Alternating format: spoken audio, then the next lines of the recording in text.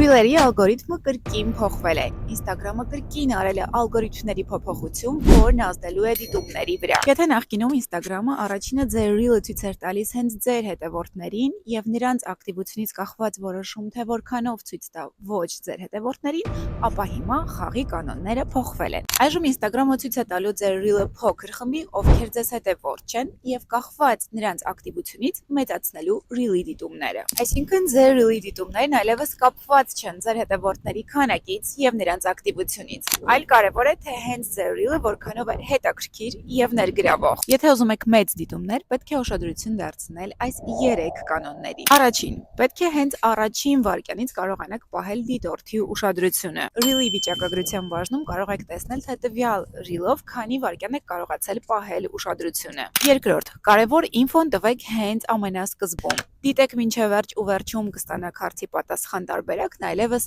չի աշխատում։ Եվ երրորդ, հիշեք, որ ձեր Reel-ը դիտելու են մարդիկ, ովքեր ձեզ չեն ճանաչում, որքանով այն նրանց կհետաքրքրի եւ կներգրավի։ Այս ալգորիթմի նպատակը հնարավորությունների հավասարեցումն է բոլորի համար, անկախ ձեր հետևորդների քանակից։